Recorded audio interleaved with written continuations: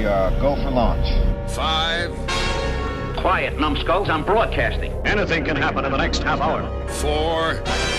My friend, we cannot keep this a secret any longer. This whole thing is insane. 3. Quiet, please. I am analyzing. Where's the kaboom? 2. There was supposed to be an earth-shattering kaboom. 1.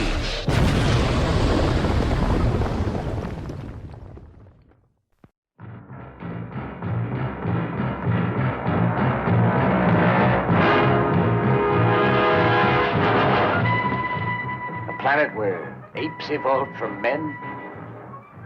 There's got to be an answer. Don't look for it, Taylor. You may not like what you find. Damn you all to hell!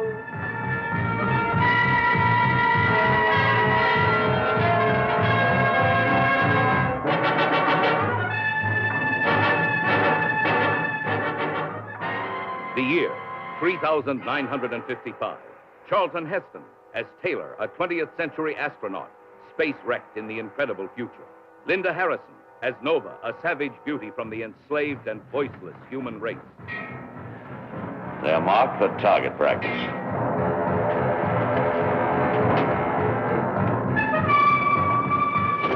James Franciscus as astronaut Brent on a reckless mission to rescue Taylor, trapped by the swaggering, brutal master race of apes who dominate the Earth, a planet shattered by the atomic war of a distant, forgotten past.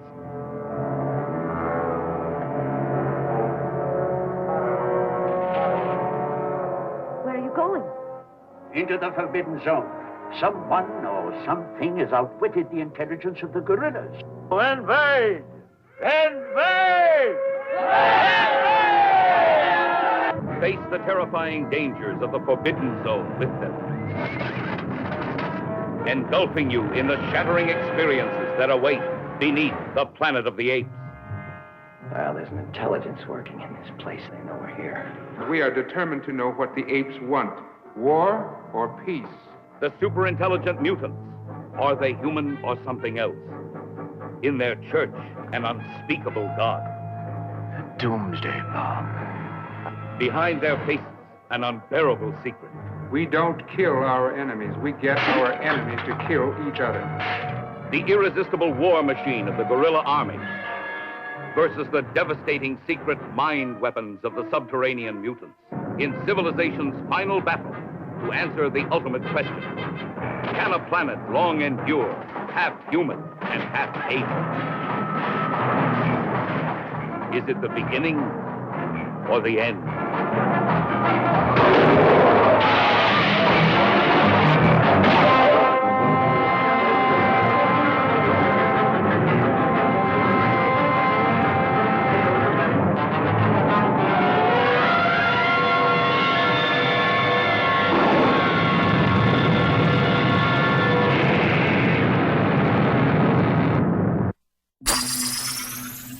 Greetings, my fellow galactic travelers, and welcome back to Planet 8.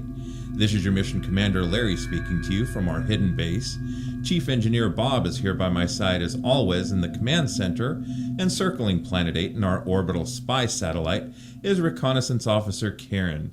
And on this episode of Planet 8, not only do we have friend of the show, Lord Blood-Rah, with us again, but we're going to be discussing Beneath the Planet of the Apes.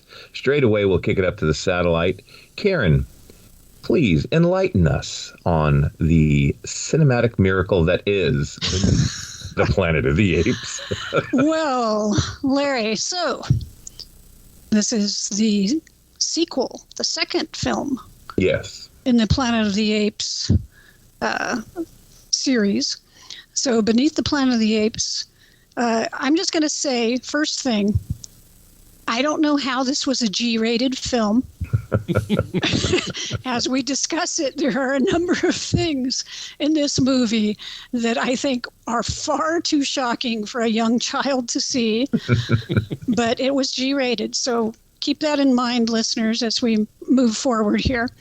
Listener discretion advised. Yes, your listening discretion advised. But Planet of the Apes was a big hit, and they said, "Well, jeepers, we need to make a sequel to this." And sequels were a little bit unusual back then. Nowadays it's de rigueur, but back then, if a sequel was seen as kind of a shoddy attempt to make more money, and yeah, that's what they were basically doing, trying to make more money. So essentially, the associate producer Mort Abrams got together with production executive Stan Huff and producer Art Jacobs, and they discussed, what could we do for a sequel?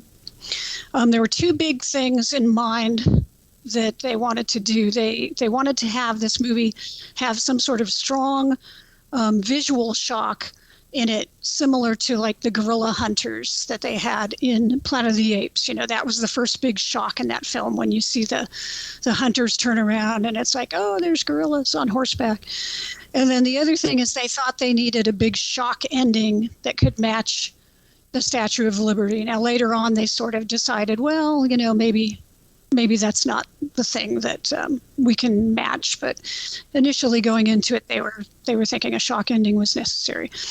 So they sort of went back to Rod Serling and asked him to come up with some ideas.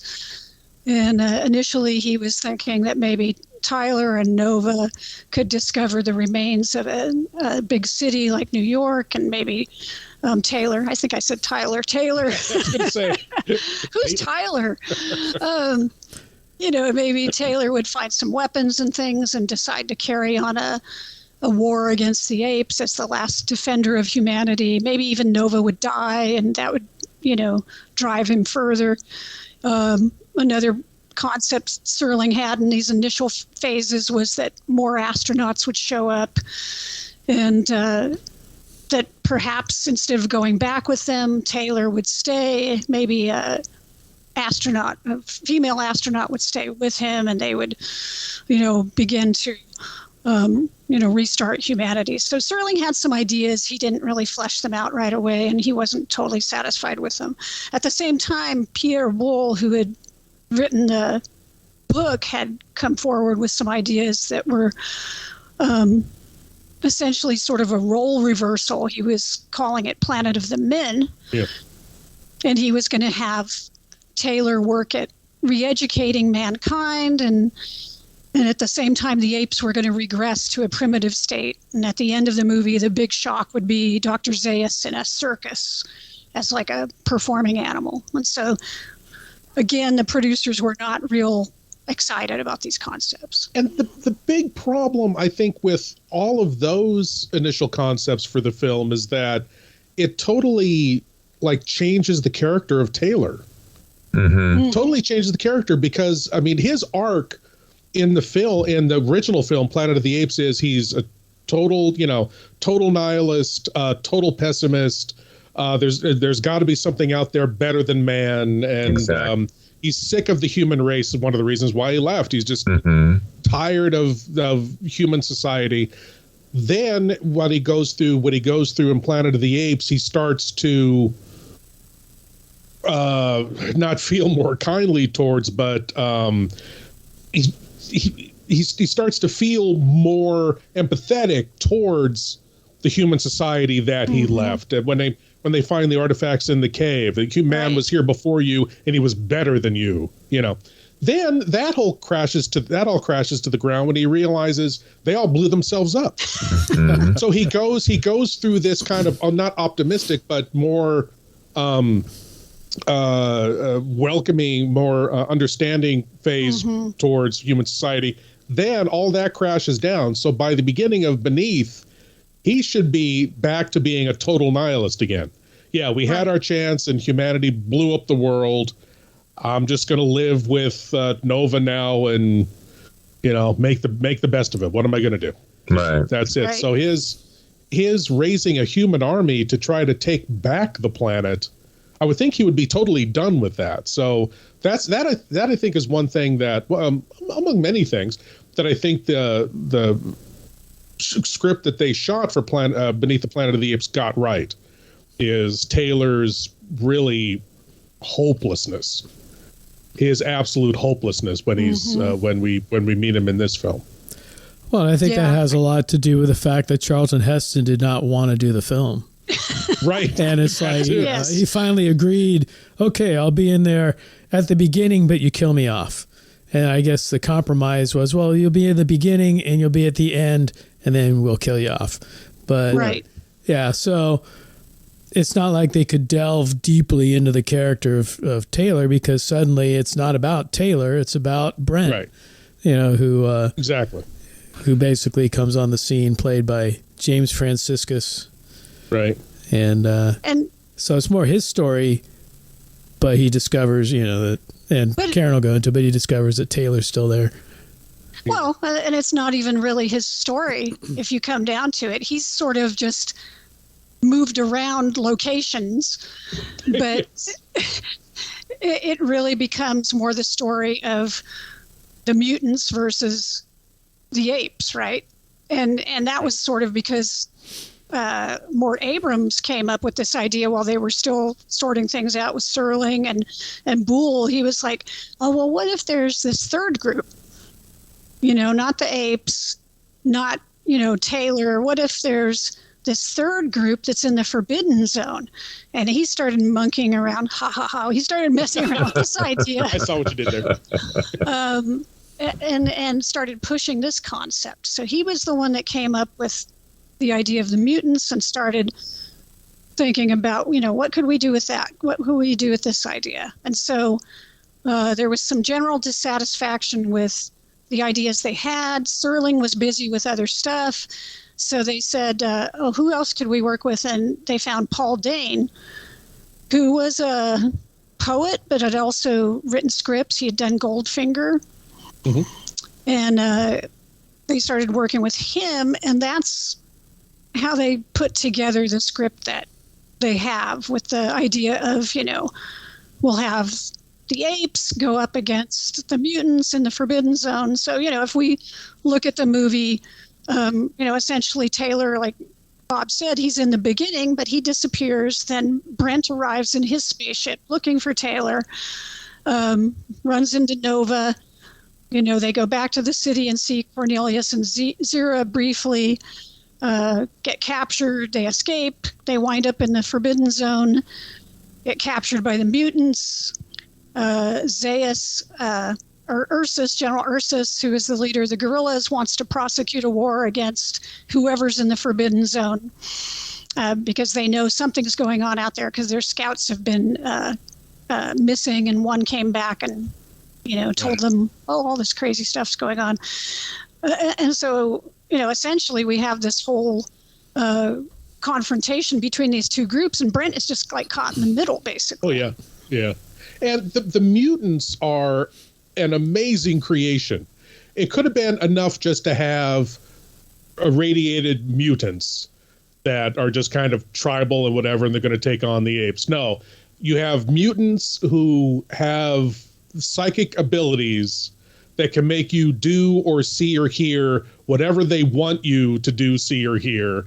Not only that, but they're wearing, first of all, here's something that has bugged me about the film recently. When I was a kid, I just accepted it all blindly, but it bugged me. They have the power of illusion. They can make you see whatever they want you to see. Why bother living your life in these heavy, sweaty latex masks that you only take off during your religious rituals and then put back on? Why not just project the illusion of whatever you want to look like? Well, of course, the answer to that is they didn't have the special effects to do that back then, so that's why they didn't do that. Well, either that, or maybe there's like a time limit.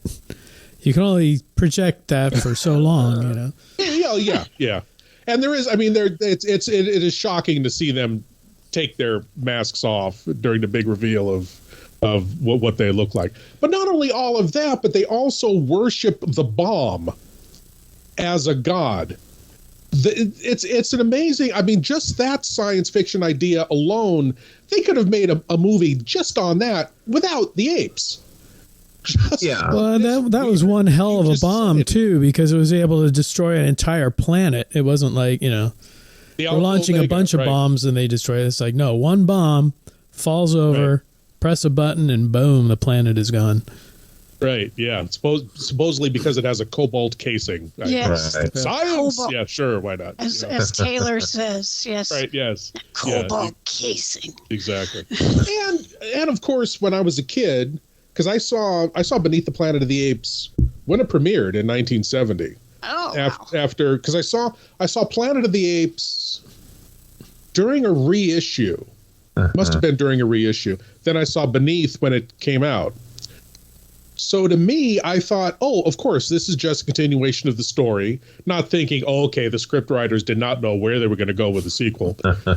So the scene in the original Planet of the Apes where they first crash land, they're coming through the desert and there's the weird lightning and the boulders that fall down.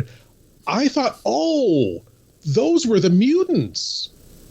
It must have been like a mutant sentry in the Forbidden Zone, like just detected a presence with his mind and sent the lightning and the earthquakes and everything after Taylor. I'm like, oh, wow, now we get to meet the people who did that. Not knowing, okay, yeah, no, the script writers are just going crazy trying to figure out what they were going to do. But it works that way, if you want to think about it that way. So, okay, this was, we actually, in that way, we actually meet, quote unquote, meet the mutants before we meet the apes. It's in the original Planet of the Apes. Yeah, it's a great rewrite. That's my own mental canon of Planet of the Apes. Yeah, it was our first Planet of the Apes episode where you postulated that theory. It blew Karen's mind. I remember that a huge gasp from Karen. Yeah, because I was like, well, who put the scarecrows up? Was it? Yeah, the people, the apes. Who? And it was like, oh, maybe it was the mutants and the. Maybe they were doing the lightning, and I was like, not to be like anti-religion, but I think, there are some religions where they have monks take an oath of silence. There are nuns that have, some religions, there's some suffering and some penance involved. And maybe that was the mutants with their masks, that was part of the. And look, by no means do I study the Branch Davidian theology or any of the other cults that are out there, but it was almost like their mutant cult that existed. And, you all watched the film again, but, singing the hymns and how it was just this bizarre. But it made me think like, oh, my God, there are cults out there today that worship the most bizarre things. I mean... So these guys are worshiping this cobalt, bomb, for lack of a better, missile or whatever. I don't know. It just... Well, because the bomb, in essence, created them. The radiation made them look the way they looked and created their society, created their... Possibly gave them their powers. See, now that's my question, too. It's like, okay, is radiation leaking out of this cobalt casing, or was there another bomb that went off that created them, and this is a second bomb and if that first bomb went off, how come it didn't destroy the planet? Well, it did. That's why the Statue of Liberty is buried in a beach somewhere, right? It's only been less than 2,000 years since Taylor left the planet. And that's why the subway, like they're in this mountain range, and then he goes down a hole and they're in the New York subway. It's like, there's no mountains in New York City. Yeah, that's a good point. It's like, this is an insane amount of geologic change in 2,000 years. It's like, so there must have been massive nuclear explosions going on. There really shouldn't be any life. Well, I don't think it was an Alpha Omega bomb that went off during the war. It was just like more conventional nuclear. Right. It was a bunch of nuclear weapons going off. Yeah. So they became irradiated back then and just carried on the genetic mutations. And then did the apes spring from that? Or did it not affect the apes? Were they there before? Well, I've read, if you, we're going to get deep into the geek right now, but what I've read in like Planet of the Apes magazine from Marvel, remember back in the day, that kind of thing. I was going to mention that at some point. Yeah. Oh yeah. That's the way they explain apes going from being slaves in Conquest of the Planet of the Apes to intelligent and hyper-intelligent like Virgil and the orangutans in Battle for the Planet of the Apes in something like 10 years is the effects of radiation. Because in Escape from the Planet of the Apes, Cornelius talks about their history and says it took something like 700 years for apes to go from being taken as slaves to intelligent and rebelling against the humans. In this timeline, it's 18 years between becoming slaves to, and even less because Caesar is 18 years old at the beginning of Conquest of the Planet of the Apes. So it's something like, maybe 15 years. Then they start becoming intelligent. Then they become incredibly intelligent. So it's, I don't know. Well, you start getting into all the time stuff with Cornelius and Zira coming back, and then Caesar kind of creating the revolution, and it's like, did they alter their own timeline? And let us recall, kids, this is science fiction, so something can let go. Yes. It's okay. Yes. Why did it happen? Because the writers wanted it to. That's why. Exactly. We need explanations.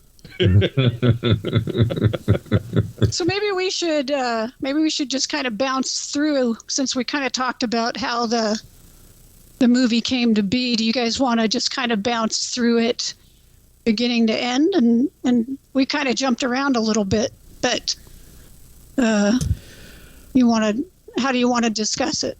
Yeah, I actually think that's a really good idea. It was almost like, Brent was taking the Taylor tour of Planet of the Apes, visiting the different locations. So yeah, that's a good idea, Karen.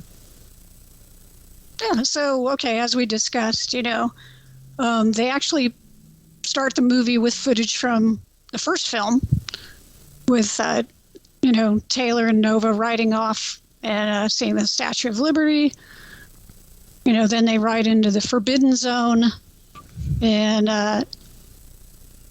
that's when they start experiencing all the illusions and seeing fire, and sort of the ground opens up, and Taylor's trying to figure out what's going on. And when he starts looking around, he tries to take his rifle and hit this cliff wall, and he falls into the wall and then disappears, and Nova is left by herself. So that cliff wall is a permanent illusion then? No, I think in front of him. Yeah. And then disappears after he disappears. Right. You're right. Okay.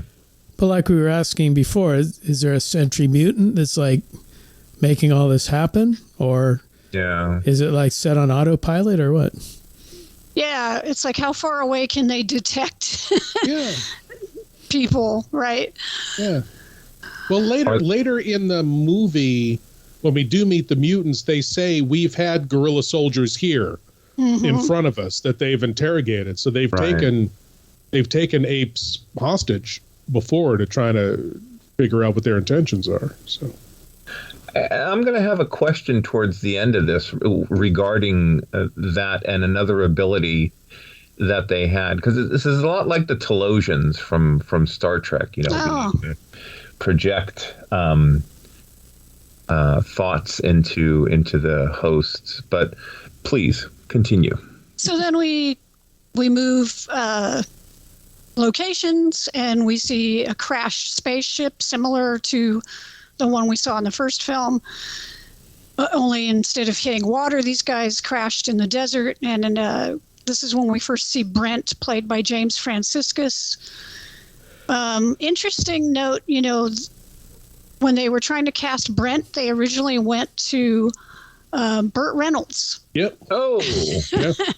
And he turned it down. His agent, though, was James Franciscus's agent, and brought him the script, and he was interested, but he said, I don't know if I want to use this language on the podcast. He referred to the character with a word beginning with a P, because he said he was not acting manly. Ah.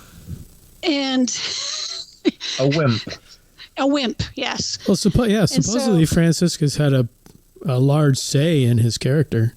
Mm-hmm. Yeah. So he just said that he was, running around asking people to help him and not being, the person who was heading up his own destiny and being a man.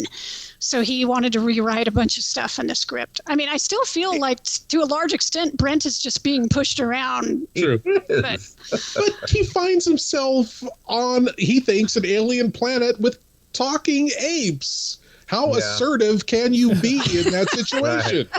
Well, from what I heard, he and the director, Ted Post, pretty much beefed up the character, fleshed out the character. Mm-hmm. Yeah. Now, Franciscus, he was mainly like a television actor up until this point, right? Uh-huh. Was this before or after Longstreet? I think it's before.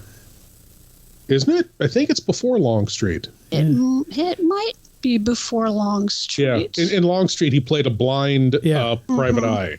And then he was training at that time with Bruce Lee. Mm-hmm. He was one of Bruce Lee's Jeet Kune Do students. That's right. But yeah, so when I watched the movie and I see James Franciscus in there and our good old buddy Victor Buono, it's hard for me to kind of like put it in a motion picture. It almost seems like a TV movie.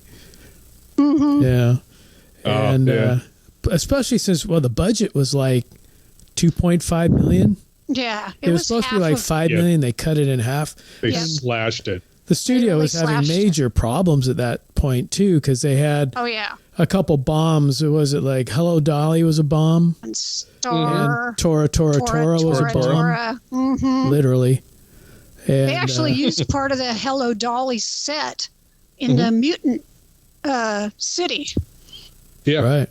Yeah, where the bomb is, that's that grand staircase. Right. The classic shot from Hello Dolly. Yeah. And it's really kind of weird though too, because when you look at you look back at movies, and you hear like Hello Dolly, which is supposedly a classic musical, or Tora, which is an excellent war movie, and you hear that those were box office bombs and were killing the studio. It's like kind of hard to believe.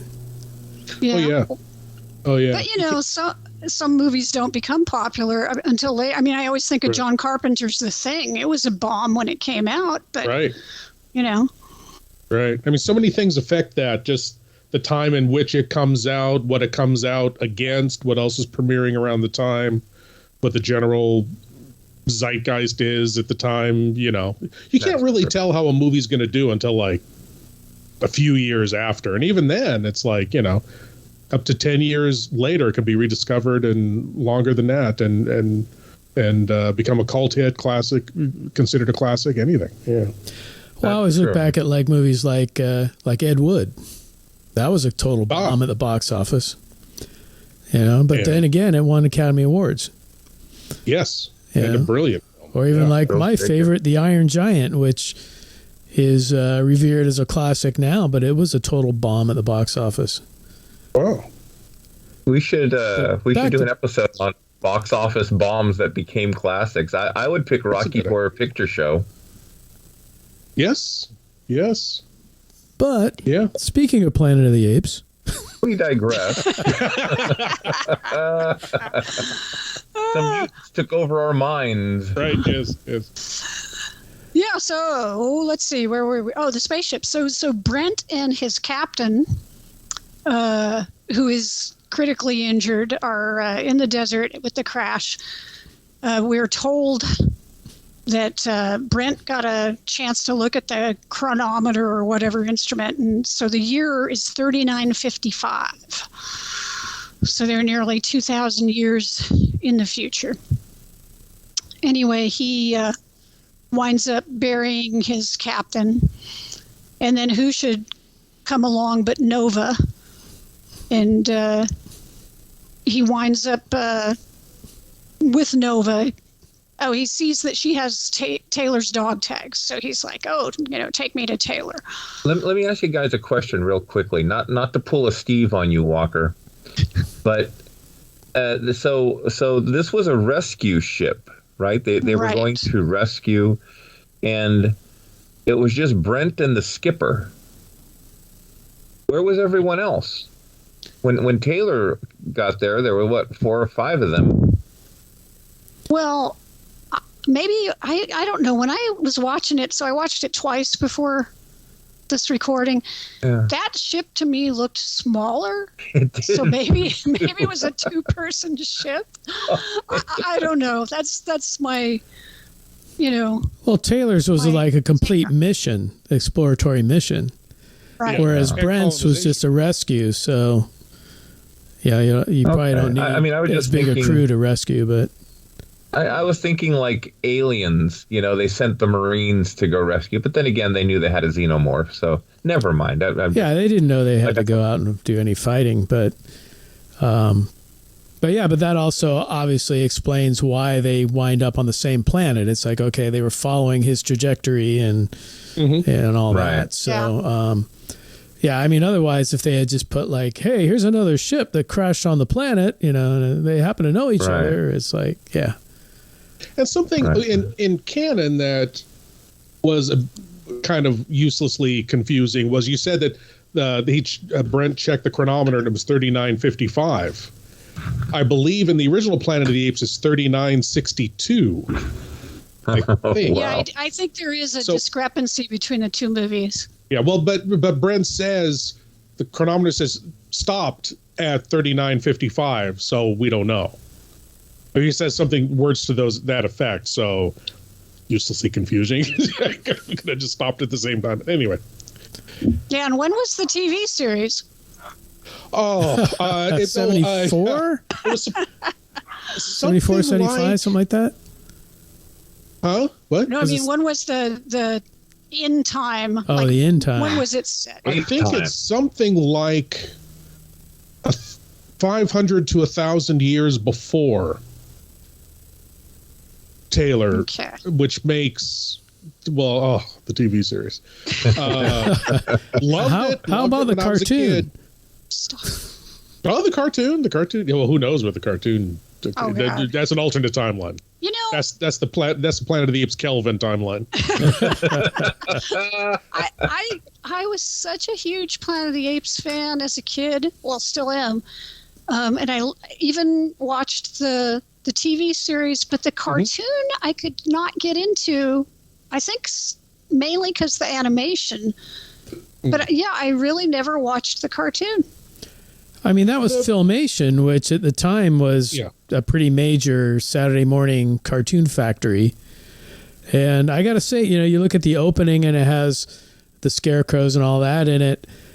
And for the time, for a Saturday morning cartoon, it was pretty dark, at least the opening was. I started rewatching the cartoons. And the animation is a little hard to get past, and you got to turn off your geek canon mind. Is okay, when is this happening? Who, why, what? Why do they have technology? And I found that the first, I think, 4 or 5 episodes are pretty good. The stories are okay. I mean, you've got to just take it for what it is, not try to fit it into the ape timeline. It's pretty good.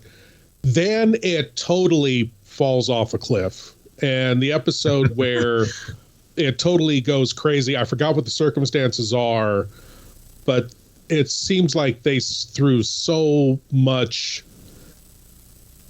just juvenile idiocy into it. I mean, they're watching Ape News on the Ape Network.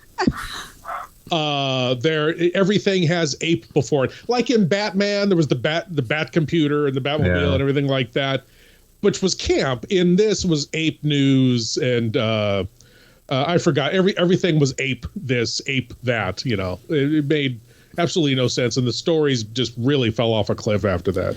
I need to actually go back. I need to actually go back and look at it. I found it at Rasputin's for like $3.99 used disc. So.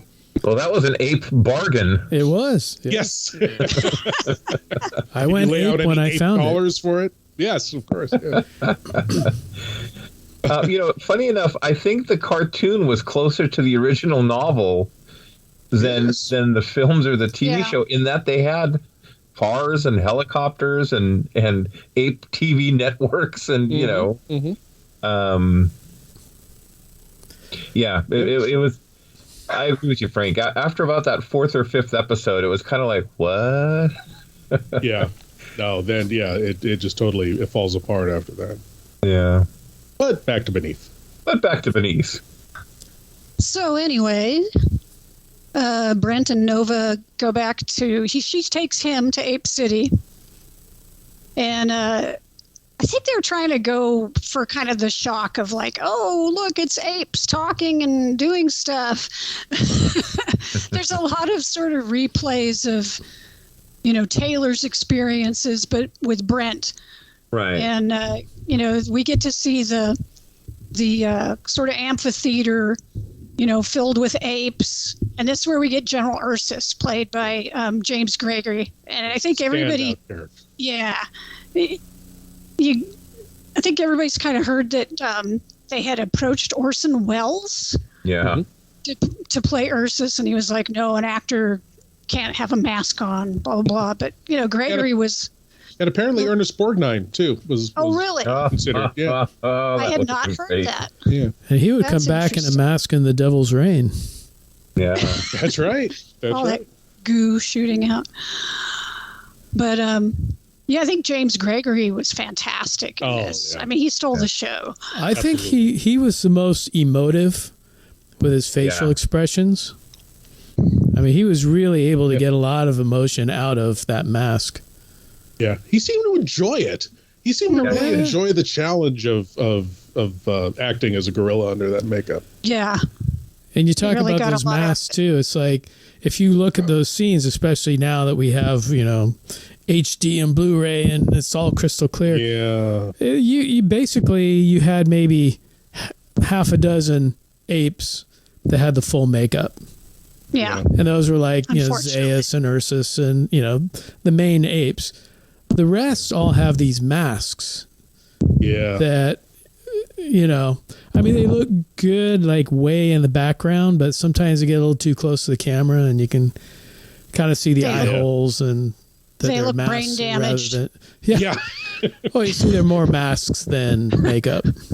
They looked like mutant apes. I was waiting for them to take their faces off. Well, maybe they were mutants, like in disguise, like infiltrating. There you go. Yeah, that's right. Yeah, it was all an illusion. Yeah, they're all kind of sitting there. They're sitting there with their mouths open and their eyes kind of half shut. Yeah. That was effect of the badly slashed budget, because you never saw that in the original Planet of the Apes. Every single one of those, even in the background, were wearing makeup. Mm-hmm. More rudimentary, but they were wearing. Well, I think some of them in the background, I think they still had masks, but they were more well done. Mm-hmm. That could be the case. Yeah, that could be the case too. You have a mask, but instead of just having eye holes, it would be a tighter mask, and they'd put makeup, with facial movement, around the eye hole to hide that it's a Right. Yeah, these were clearly mass-produced. Oh, yeah. Masks that they just slapped over people's heads. It might have been like Don Post masks or something. Go down to the local, pharmacy and buy some Don Post masks and throw them on everybody. Yeah. But, so, Ursus is extolling the need to invade the Forbidden Zone. And so, Brent sees this and starts freaking out. And Nova, I think this is at the point where Nova decides, we need to go see Cornelius and Zira. Actually, Brent gets shot. Yeah. By a gorilla. Right. They're hiding in a bush, and he gets shot in the arm. And then they go to see Cornelius and Zira. Zira, again, played by Kim Hunter. Mm-hmm. But Cornelius is played by, David Watson. David Watson. Yeah. So we get the whole scene with them going to the apes and the Zira and Cornelius being astonished by another talking human. Yes. Yet again, another talking human. Yes. Well, it's funny because don't they initially kind of mistaken him for Taylor? Yeah. Yes. Yeah. Like, oh, you humans look it's alike, another one. you know. They're falling from the sky, Cornelius. Well, I think especially because he's there. They immediately recognize Nova. And I guess they just assume that that's Taylor with her. Yeah. Mm-hmm. Yeah. Well, it's kind of, it's funny too, because I mean, they sort of, if you watch like the documentaries or you read some of the background stuff, they sort of wanted an actor who maybe looked a little like Charlton Heston or would give that sort of identification with Charlton Heston. And I think at some point somebody said that Franciscus was sort of like a mini Chuck. You know, he was smaller than him, but he kind of looked a little like him. So definitely you could, Charlton Heston light. Yeah. No, yeah. Not to take away from that actor, but no, definitely that's why he was cast. So yeah, then they get some information from them and are sent on their merry way to go find Taylor, because they're told, well, he was on this path, such and such way. They get a visit also. Cornelius and Zira get a visit from Dr. Zaius at that point as well, still played by Maurice Evans. And they're trying to hide some bandages that they had for Brent, and so Zira makes up this story that Cornelius hit her, which is pretty awful. Which, what? Yeah. Imagine. If anything, I could see Zira giving Cornelius a shot in the mouth, but cannot imagine that's just not only terrible, but so out of character for Cornelius. Yeah. Oh, I know. Yeah, it's pretty ridiculous. Yeah. And I think at this point, it's either before this or after this that we have this bizarre scene of Zaius and Ursus in a steam room. That just got me. Yeah, that was one scene I really did not need to see. Well, it's pretty terrible suits that they have on. They're just baggy and loose. There's no, like, definition in them. They're just cheap gorilla suits. If anything, Zaius' suit is actually better than Ursus. I mean, Zaius, he's passable. But, the other one looks like a gorilla suit. Yeah, there's no way that bulk fits into those clothes when you see him in his uniform. There's no way. Yeah, with it looks almost like body makeup. It probably isn't, but it looks closer to body makeup for Zaius, for Maurice Evans. But no, they just put Ursus in a stock gorilla suit. They must have been hanging in the prop department in the 20th century. Maybe it was Bob Burns playing him. I was going to say. Oh, Bob Burns as General Ursus. That would have been fantastic. Oh, that would have been wonderful. I just have a hard time imagining that a gorilla, that any creature covered in hair like that, is like, yeah, I want to sit in a steam room. I want to get all covered in water. And I'm pretty sure they threw those suits away after that scene. Oh, yeah. Well, the scene wasn't very long either. I mean, they could probably only sit in there for so long. Yeah. True. But no, that was an odd scene. That conversation could have taken place anywhere. I know. In a steam bath. I don't know why. Why a steam bath? Who decided? It was like, well, they could be sitting having drinks in Dr. Zaius' office. They could be, how about a steam bath? Okay. Yeah, anywhere in an Apes restaurant, anywhere. Sure, why not a steam bath? Yeah. I want to see what they look like with their clothes off. I mean, what the hell? I don't know. It's just too weird. Too weird. Yeah, it was a weird choice. Yeah. Well, the steam room may have been like a stock set, and they figured they saved money. Then they realized they had to come up with full body ape suits. And they came up with Zaius, and then they're like, oh, well, that's it for that budget. So call Bob Burns and get the monkey suit. Right.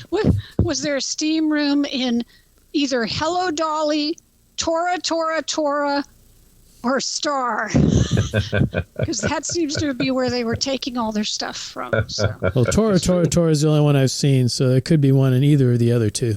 Could be in a deleted scene from one of those three, too. Jeez. So then, let's see, where are we at? Okay, Brent and Nova try to leave the city. They get captured by the guerrillas, so they wind up back in the city. Zira tries to get them released into her care, but Ursus says, no, these are going to be target practice. So they get put in a little wagon, and she unlocks the wagon so they can escape, and then we get this pretty bad rear projection, or what do you want to call it, scene where Brent is fighting the gorilla on the wagon while it's moving. He doesn't actually overpower the gorilla. The gorilla gets hit by a branch on a tree. That's right. Knocked off. That's right. And that branch is from the Three Stooges episode. Yeah. And again, something that these films, looking back on it now, is, anybody like hitting a gorilla in the face and knocking them out. It's like, no. Yeah. Right. No, that doesn't happen.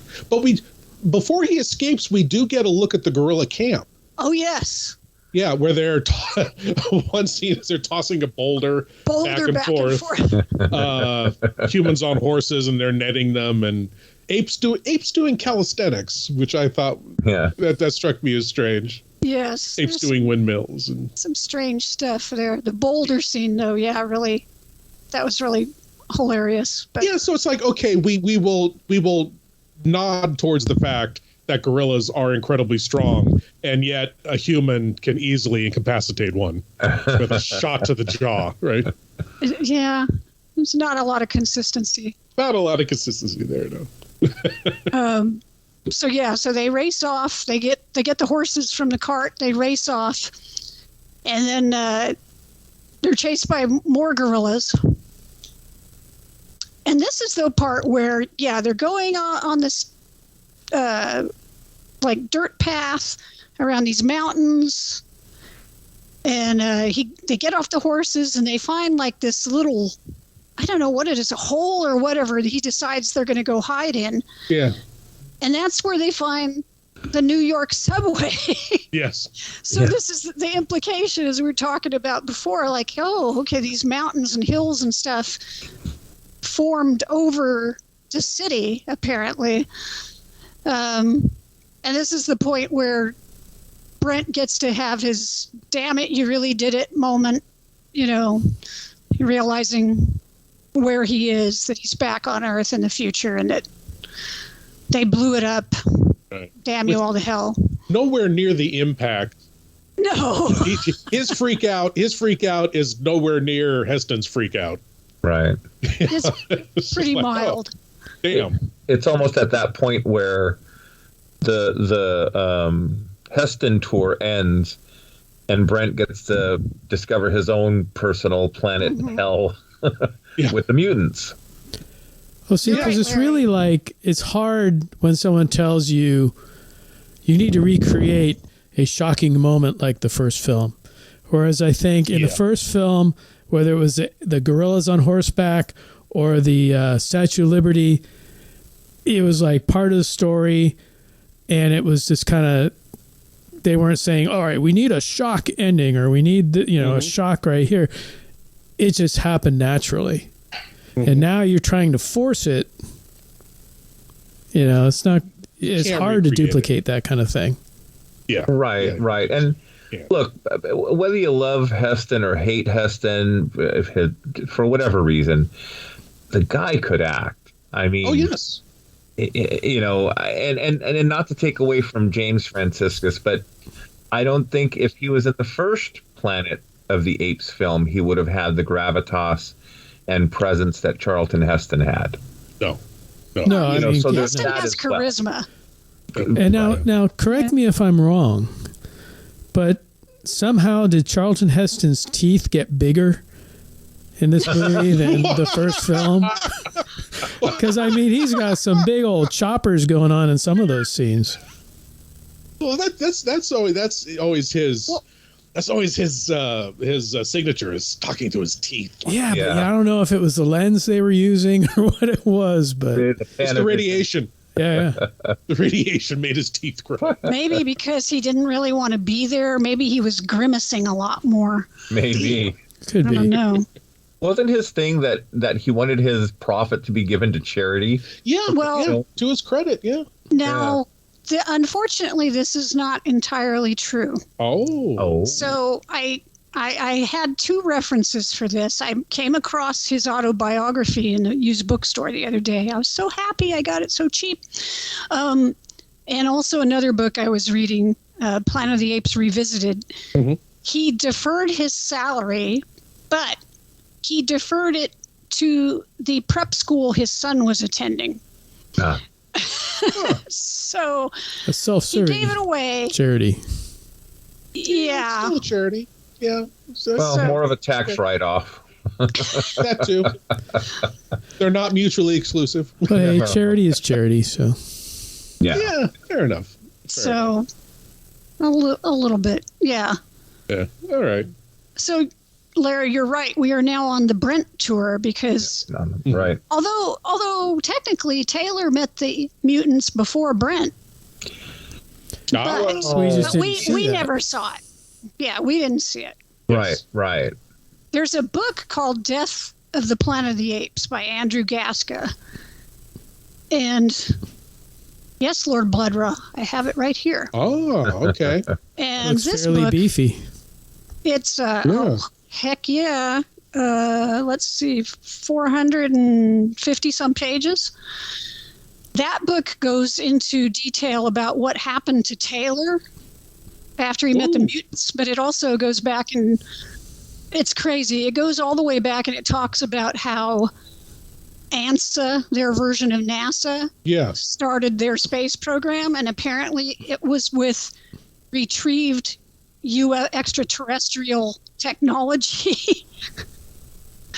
You got to check it out. It's crazy, but that book goes into all those details about what happened with Taylor when he met the mutants. It also talks about how Milo recovered the spaceship. Good, okay. And started repairing it. And I think he got technology from Brent's ship as well. Anyway, anybody interested in the backstory should probably read Death of the Planet of the Apes. Okay. Well, and along those lines, I would like to recommend the Boom Studios graphic novel series, Planet of the Apes, because they do a great job of tracing the timeline of Planet of the Apes, and it's the best that I've seen, explaining really everything about leading up to Taylor's landing on the planet, and the political circumstances, the geological circumstances. They explain why there's no moon. Yeah. There's a lot there, and it's really wonderfully done. And just to sidetrack for a minute, in that canon of Boom Studios' Planet of the Apes, by the time Taylor lands, the ape society is dying. It's essentially dying. They're talking about famine because the crops are failing, because the entire ecosystem of the planet is beginning to die, because the moon is gone. That's partially because they're, which according to that, there shouldn't be any waves, but there's waves about it. Anyway, it's really, I highly recommend, there's a series of graphic novels on Planet of the Apes from Boom Studios that if you're interested, check them out. Yeah, I had gotten one graphic novel from Boom, and that was actually the adaptation of the original novel. So it was the original Planet of the Apes, but it was the novel and not the film, and it was pretty good. I think I also got like Planet of the Apes meets Star Trek or some. I don't know if that was like an IDW or something. Yeah, that one was really fun. It was. And then there was also like King Kong on the Planet of the Apes.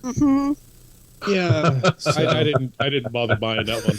But, well, they also collected. I think there's, I don't know, 2 or 3, maybe more archive editions that they collected all the Marvel magazines in. I believe so. Yeah. Yeah. So those are pretty neat. It's interesting with all of the current genre stuff out there, Mandalorian and the Marvel universe. We're still going back to a little film that started in 1968 and purchasing all these books and comic books, and there's so much creative talent around that story. It's pretty cool. It really speaks to the source material. Oh yeah. It'd be interesting to see 40 years from now if something like Mandalorian is still being collected and whatever. Yeah. Of course, I'll be dead by then, but you never know. you might be a brain floating in a jar. That's right, in a jar. Right. One other thing I would suggest, I know we've digressed again. There was another really good collection of short stories, Planet of the Apes short stories called Tales from the Forbidden Zone. And they were just set all over the place. Some of them were like, before Taylor came. Some were, a really good one was like after Taylor came and what he did. And there were some that were set on other parts of the planet and had different types of apes. Okay. They're just all sorts of short stories by a bunch of different people. So I would recommend that one if you are really interested in like a diverse set of stories of the different characters and different time frames and stuff. Excellent. Yeah, so where are we in the movie? Where were we? Let's see. Oh, so Brent is underground. Got this mini freak out. Let's see. Oh, they discover the, what is it, cathedral? And he basically interrupts one of the mutants while he's worshiping the bomb. Well, before that, he drinks from a fountain. Oh, and I thought originally that the fountain was poisoned because I didn't know where they were going with this. And then he starts to get a little bit crazy. Well, get crazy and attack Nova. Right. And that was a shocking scene when I was a kid. A G movie, by the way. I was going to say. And he almost drowns her. He's like kissing her and strangling her at the same time. That's right. Yes, that's right. Wasn't it because the mutant was telling him to do that? He started hearing the little picture. Boo, boo, boo. And I want to say that is some of the finest acting I've seen on screen, is him just kind of like talking to the mutants while he's talking to himself. Well, I don't know the answer to that question. Why would you ask that? Oh, is that why you asked that? Well, okay, but not all at once. Yeah, right. It was like, wow, that's pretty good. Yeah, he did a good job with that. I mean, I wake up some mornings and have those types of conversations with myself. So, when can you retire? Another 20 years. Will you last 20 years? And I also thought it was interesting that they used the different tones to let us see that that's how they're communicating with him, rather than them having a voiceover of, well, Brent, we see that he says boop boop boop. Right. Each one had a different tone. Yeah. Indicating which one it was. Yeah.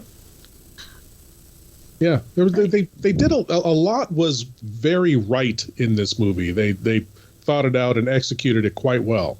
Yeah. In this film. And then he finally gets to meet Taylor. Right. Well, they do all this stuff to Brent, trying to force him to tell them what's going on with the apes. They think maybe he's an agent, an agent of the apes, and then eventually he tells them, the apes are gonna, they're gonna march on your city. Right. And then we do see the apes in the Forbidden Zone. Ursus and his army. Apparently, because they said they had a gorilla there and tried to interrogate him, and they couldn't get any information from the gorilla. So apparently they can project illusions that the apes can see, but they can't read the minds of the apes. Mm-hmm. That's interesting. Is it like a species issue? His skull is too thick. according to Zaius. Well, that's what they say. Maybe their skulls were too thick, or they knew nothing at all. Yeah. Right. There was a Boom Studio comic that addressed that very issue. No, I'm kidding. I was going to say, I missed that one. Which issue? Let me write that down. Yeah, which issue is that? Yeah. It's funny, Karen, because as you and the gang were talking about these different, I'm writing down, okay, Boom Studio comic book, must read. Death of Planet of the Apes, must find on Amazon. Yeah, must find used copy on eBay for $560. Yeah. Well, right. Yeah. He's interrogated, and we find some things out, and he fesses up. He cracks because I think they threaten to have him kill Nova because he's like, "Oh, you're going to kill Nova? No, you're going to kill her." Right. I think that's where he's like kissing her and strangling her at the same time, and it's disturbing. Hard and to again, you want like a 6-year-old kid watching this? I don't know. It's just like rated G. Yeah. For all audiences. Right. Rated G for good God. Great googly moogly. So but he does finally tell them, that the apes are marching on your city. Mm-hmm. And we get the shot of the ape army, General Ursus and Dr. Zaius, the protector of the faith or whatever at the head of the army. I really enjoyed this scene, because the mutants project, these big walls of flame. Yeah. Apes hung upside down, bleeding. The upside down. Again, G movie. G movie. Right. And then they have like a projection of the lawgiver over everything. The apes are all freaking out like, oh, it's the lawgiver. Right. And then he's bleeding. His eyes and mouth and everything are bleeding. And but before that, when they're first leaving the city, there's the scene with the chimpanzee protest, terrible. Which is that it so dates it. It so puts a 1970 timestamp on this movie. I read that. So Ted Post was the director. He was the second choice. Yeah. The first one left because he couldn't get along with the producers. He didn't want to do it. And apparently Ted Post really fought with, what's his name? Mort Abrams over that particular scene. Abrams really wanted it in the movie. Ted Post did not. And so that's why you get such a crappy version of that scene. It's so heavy-handed. And, they wanted to do something, I guess, that like spoke to the youth of the day. Right. But it just comes off so terrible, hey, we're protesting for peace. And they had like, 10 apes sitting in the middle of a little dirt intersection. It just holding up their signs. Mutants are apes too, kind of, sort of. Just a bunch of hippie chimps. And it really makes no sense because they don't actually know if there's anything living there. Exactly. They're not sure. They say they have some intelligence. There might be something living in the forbidden zone. We don't know. We're going to go investigate, and if we find them, blow them the hell up. That's basically what their mission was. They don't know that they're actually going to war against anything. They don't know what's there. I will say one of the things that was kind of striking to me was going over the bridge or whatever that to get to across the water, and they were carrying cannons. So they were. There was going to be a fight. I don't know if it was going to be war, but the apes were going to kick someone's ass. Oh, yes. Oh, absolutely. Yeah. So now one of the things that was very revealing and kind of satisfying to me, because it really spoke to the character. They get there and the lawgiver shows up and the wall of flame and all that. And Dr. Zaius. Yeah. I could not think of his name. Very revealing that he says, General, you should shoot those apes rather than have them suffer. And the first thing he says back is, ape will not kill ape. But Zaius was like, no, kill him. And it's like, well, wait, aren't you the conscious of the brain trust of ape society, yet you would so readily have ape kill ape?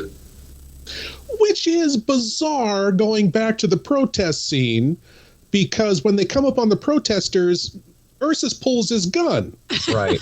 And Zaius says, we don't want martyrs. Right. Says, okay, so he tells one of his underlings, do it quietly. And they're just dragged away. To me, this was almost like modern day politics. Well, in society.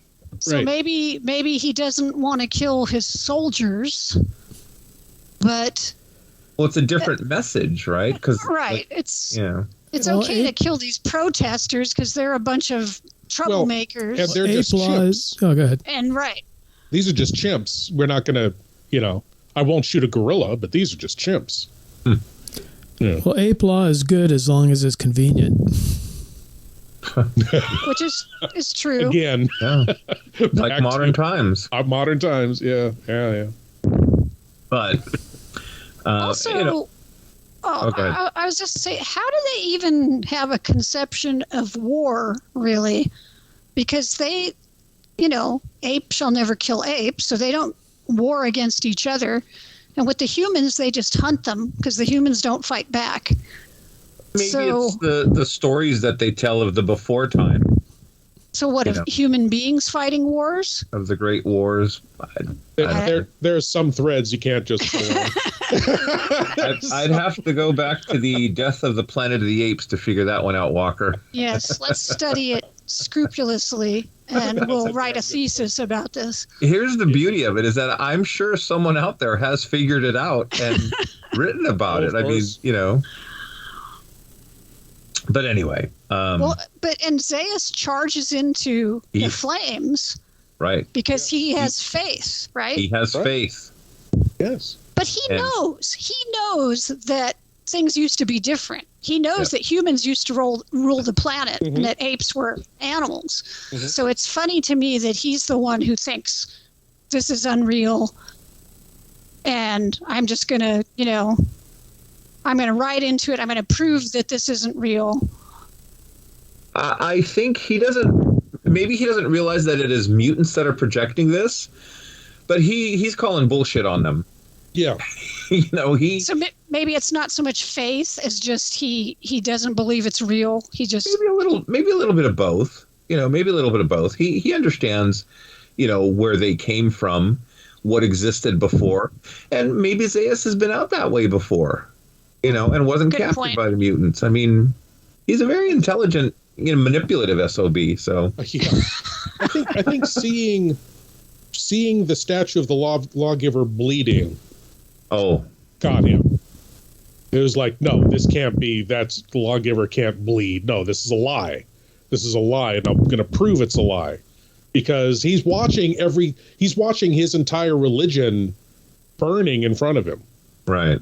So I think that's what he rebels against, because he is. I mean, there's the whole cynical thing of he knows the truth, but he's going to protect it. But he's protecting it to maintain the faith. He's denying the facts to maintain faith in the lawgiver to preserve ape society. That's why he's doing it, to preserve the religion, to preserve the culture of the apes. So I think that's why he charges in there. Yeah, I just never really knew if he really believed in their religion, but I guess it's a moot point in some ways because he just wants to disprove what's going on there. Yeah. He's just... And I think somewhere in there is probably a bit of, well, I'm going to show up Zaius. I mean, I'm going to show up Ursus. Yeah. Yeah. I'm going to show him up because he's kind of cringing over here. I'm going to... And it does anger Ursus. Oh, yeah. You could tell after that, he's like, damn it. Yeah, I got to deal with a big-headed Zaius now. It could have been his spot if he'd ridden out into it. So exactly. Mm-hmm. Exactly, yeah. So at this point, Zaius is right. The gorillas see it was all an illusion. They march on. Does Brent meet Taylor at that point then? Yeah, because they take him and they throw him into... they go and do their prayers, right? Yeah. They take Nova and Brent. They pray to the bomb, and that's where we get the big shock scene that they wanted. Because they all take off their masks and they reveal their inmost self. Which scared the hell out of me when I was again, a G-rated film. There are guys like us carry those scars for life. That was intense. It was an intense, really horrifying scene. And from what I understand, the original versions of the makeup were going to be worse. Oh, wow. Yeah, so there were versions that were rejected because they were just too horrific. Huh. Well, they kind of based it on like that Invisible Man. Remember the model that you'd have, the Invisible Man, where it showed all the inner workings of man, and I mean, they just remembered how horrific the skull basically looked when you could see underneath the skin and all the veins and everything else, and so they could have gone even further, but definitely. Yeah. But I mean, that really works if they wanted those things of like the shock moment, and they wanted something to maybe top the other ending. Well, they got their shock moment. Oh yeah. Yeah. And it's macabre too. Well, doing that and then singing "All Things Bright and Beautiful" in this cathedral setting. It's like, wow.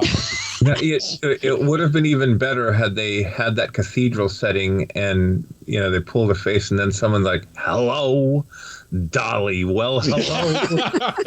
Barbara Streisand comes walking down the stairs. And then Japanese Zeros come over and bomb the whole thing. Right, yeah. Yeah, actually, the Japanese come in and they strafe the gorilla army, save the mutants. We've got to use And these scene props. and cue credits. Right, yes. But then after that, they separate Brent and Nova. Brent gets thrown into a cell with Taylor. So this is where we start getting, like 5 more minutes of Charlton Heston. And they recognize each other, and Brent tells them, these nutballs have got a bomb. Right. He tells them, I don't know what it is. I saw the letters Alpha Omega on it. And of course, Taylor's like, oh, it's the Doomsday bomb. It's got a cobalt casing. It's like, we got to stop it. And then one of the mutants comes in and forces them to fight. Right. And fight they do. And again, G rating. Oh, yeah. Brutal fight. Right. They've got this club with spikes. The bars in the jail have these big spikes on them, right? And you can see where it's going to go as they're fighting. They're wailing around at each other. Nova escapes her guard by biting him. She runs down the hall, and when she sees Taylor, she tries to say his name, and it comes out as like a that the guard that's forcing them to fight loses his concentration, and that's just enough for them to take him out on the spikes. Right? Yeah. There's all this blood on the walls and stuff. G rating. And not to pull on threads that we shouldn't, but I'm going to.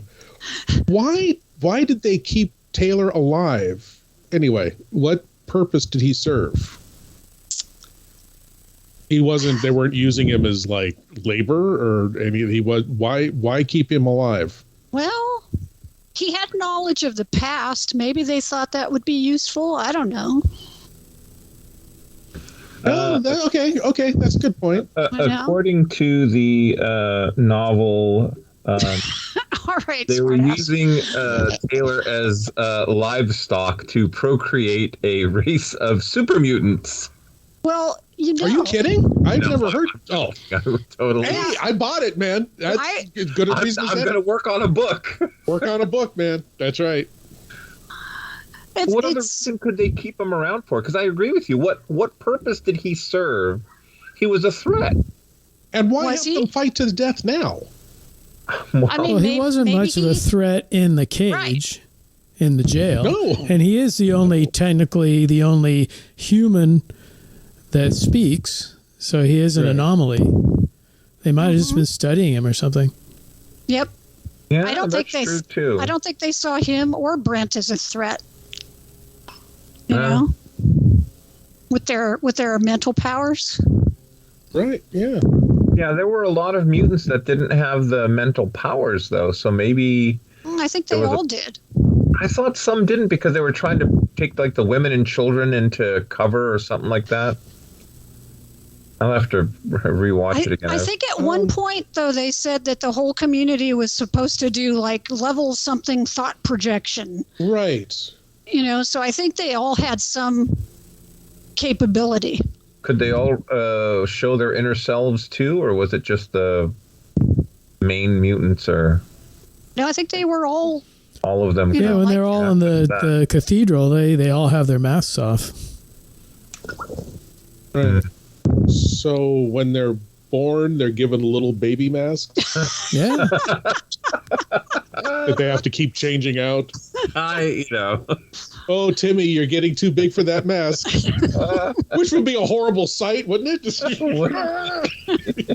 Mommy, my mask is too tight. You know. Oh, it's time to get another one at the mask shop. Did they have a mask? Did they employ a mask maker? They must have, right? Sure. Somebody they had a factory in there the was a back guy somewhere. with a whole ton of latex and a bunch of molds, man. It was probably a very... All of human society crumbled except for the latex. It was a very revered position in the community. Descendants of Rick Baker working, making these masks for the mutant community. What I always wondered as a kid is if all their faces were sticky. Oh. You know, because they all look moist. I imagine them smooth like snake skin. Oh, really? That's the way I would imagine it, yeah. I always thought they were probably Slightly sticky. wet. Like, Well, see, each time they originally had skin, and then every time they take the mask off, it pulls a layer off until you start seeing the veins underneath and everything. Hey, you know, if we don't wear the masks for a while, the skin grows back.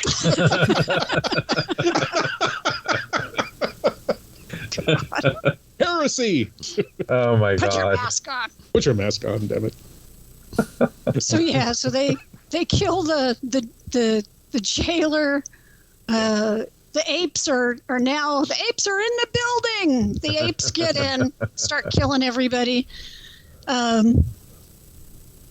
Brent and Taylor and Nova get out of the cell.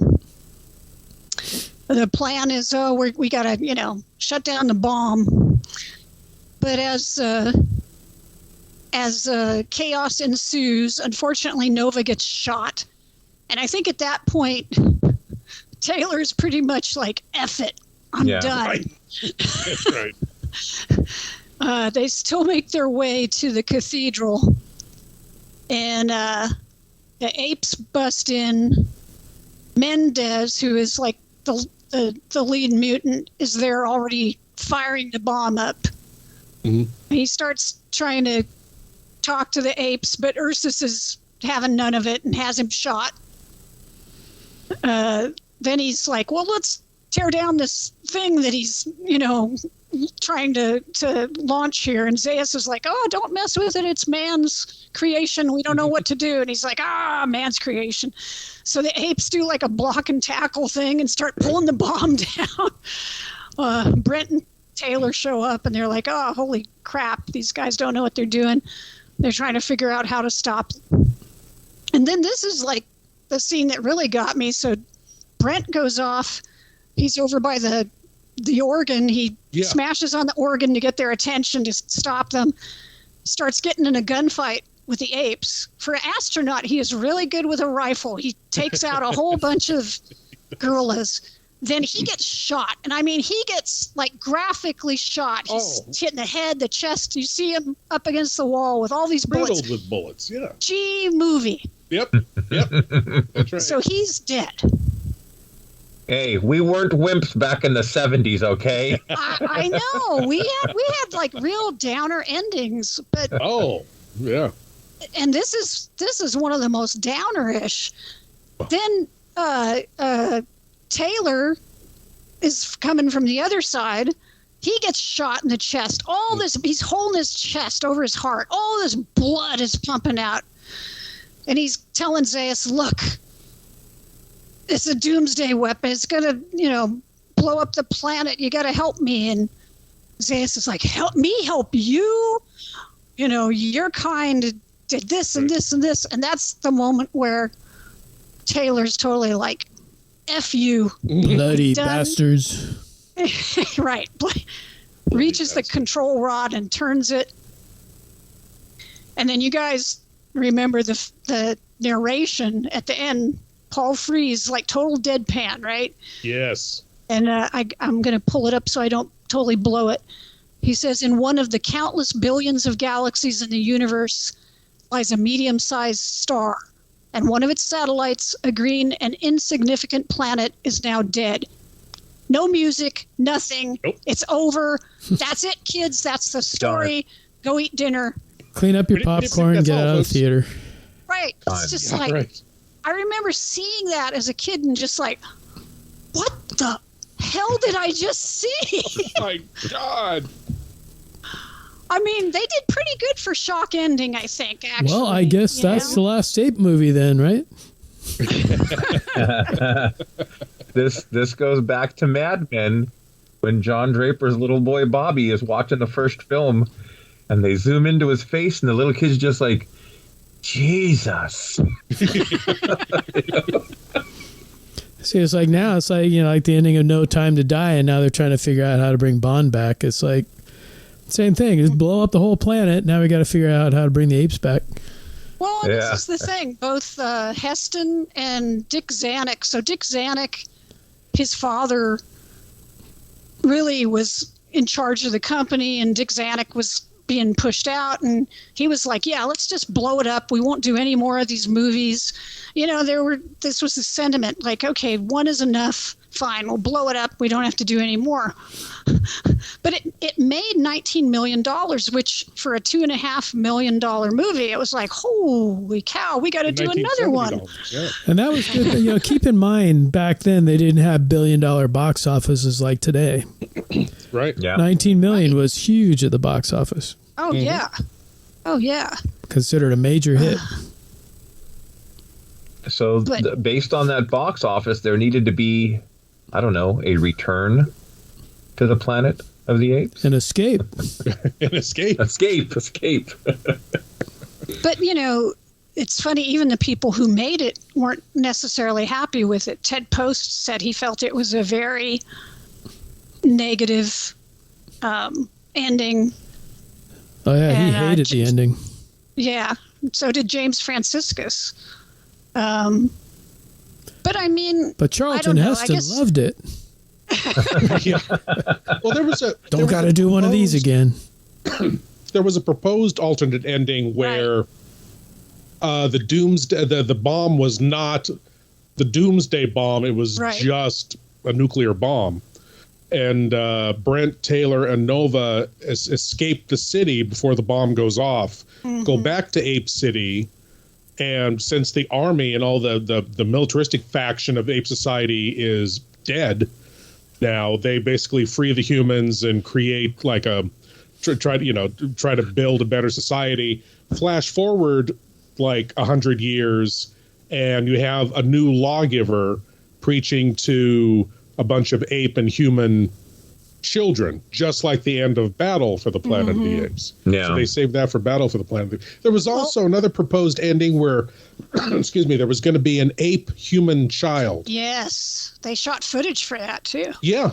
They did makeup tests and shot footage for it. And they didn't do it because they were afraid that it would be promoting bestiality. And that was too far to go for a G-rated movie. Yeah. That was too far to go. That was too far to go. They would have had to go on PG at that point, and they weren't willing to go to that rating. So. Bestiality. Back then, it would be GP. GP. Rated GP. I know a lot of people crap on this film, but, I mean, I don't know. You look at other sequels, Alien and Aliens, or Terminator, Terminator 2. I mean, I think the thing is, yes, tonally it's very different from the first movie. It's not, so much an allegory or moralizing. But I like, even though it's totally, batshit crazy, it does this interesting world building, based off of the first film. It doesn't, I would say, yeah, Brent's not a very dynamic character, but it gives us some really interesting places to go from the first film. Oh, yeah. Yeah. Definitely. Yeah. And we get references to Beneath the Planet of the Apes in Battle for the Planet of the Apes. We see kind of the genesis of the mutants. Right. In the director's cut, I think, of Battle, because there's, of course, Battle for the Planet of the Apes takes place on the West Coast. So there's a scene like after the battle where Mendez, he's the character is Mendez, he's like the forerunner of the Mendez in this one, says, we've got to get out of here. We can make our way east, and we'll take the bomb with us. We can never use this bomb. We need to venerate this bomb. This bomb is what created us. We need to see what we are as beautiful, and that came from the bomb. So we must worship the bomb and make sure it's never used. Was the beginning of the worship of the bomb. This is the bomb that can never be detonated. We must venerate this bomb to keep basically the world safe. And then, of course, they're not. They're just showing the beginning signs of mutations. Their skin's just starting to. They just all look like they have bad sunburns, really. Afterwards, starting to peel a little bit. It's not the full. Well, at some point we're going to have to go deeper into the Apes franchise. I'm sure we will at a later date. But this is a good discussion. Really enjoyed talking with everyone today. Films. A lot of meat there. Absolutely. Oh, yeah. This is the point in the podcast, though, where we have our censor sweep. And well, actually, before we do the censor sweep, can I get you all to bow your heads for a moment? May the blessings of the Bomb Almighty and the fellowship of the Holy Fallout descend upon us all this day and forevermore. Amen. All things bright and beautiful. Oh. All right, censor sweep. I can find a little bomb pendant like they all had. A little missile pendant. Everybody put your masks back on and let's do the censor sweep. Back on. Wow, that was great. Well done. Well done. Okay, well, we'll have a small word from our sponsor, which happens to be Lord Blood-Rah. We have a little promo we're going to play. And here we go with the promo. Please leave your eyes at the door. You will not need them. Lord Blood-Rah's nerve-wracking auditorium presents the best of old-time radio, horror, and science fiction. Tales of terror and the uncanny that unfold on the stage of your imagination. Come experience the magic of old-time radio horror. Lord Blood-Rah's nerve-wracking auditorium is available on Spotify, Apple, Google, and other podcast providers. Lord Blood-Rah's nerve-wracking auditorium, when you seek the darkness. And we're back. Lord Blood-Rah, care to share with us some of the shows and or programming you have coming up? Absolutely. As you just heard, I've got a podcast going on called Lord Blood-Rah's Nerve-Wracking Auditorium, presenting the best of old-time radio horror. You can get that anywhere you can get podcasts, Apple, Google, Stitcher. Go ahead and look for it, or at anchor.fm/Lord Blood-Rah. Excuse me. It's really fun. It's really fun to listen back to these old horror and sci-fi episodes that are still, I mean, a lot of them are still very affecting and very, very chilling. It's fun stuff. Check it out. And of course, my weekly series, Lord Blood-Rah's Nerve-Wracking Theater, is still going. I put up a new episode on the website, lordbloodrah.com, every Friday. You can also check that website to see where else you can stream episodes and find episodes streaming on demand on Roku or on regular TV all over the place. Again, that's lordbloodrah.com. I have a Patreon Patreon.com/Lord Blood-Rah, where I do a third weekly series called Lord Blood-Rah's Cathode Zone, where I host episodes of classic genre TV.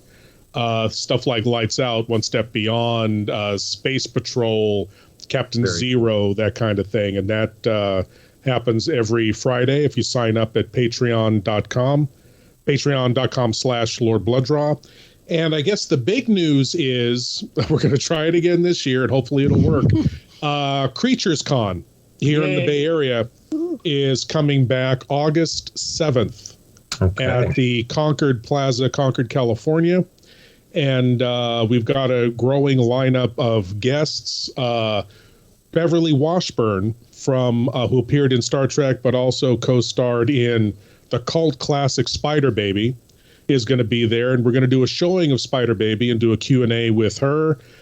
We've got horror expert David Skall coming back. And as a matter of fact, stay tuned, because we are planning to do an event the day before the con at the Orinda, which would be a film event with David Skall at the Orinda the Saturday before the convention, which will happen on Sunday the 7th, August 7th.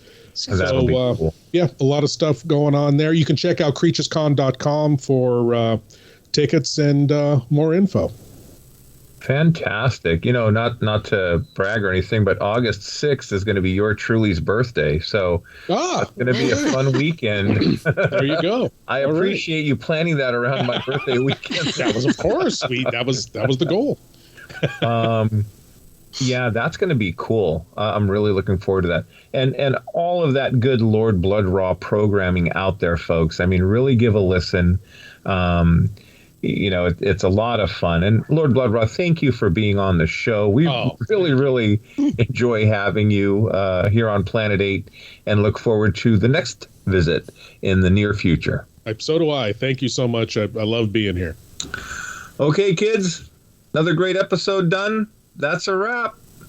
On that note, this will conclude this transmission from Planet 8. We would like to thank all of our intergalactic audience for listening. Be sure to head on over to our website at www.planet8podcast.com, where you can get more information on this episode's topic. For more conversation, find us on Twitter at Planet8Cast. Or on Facebook at facebook.com/Planet8Podcast. We want to thank you guys for tuning in each and every episode. We look forward to your input and opinions. Until next time, this is Planet 8 signing off. End transmission. By George, he's got it. It is the end.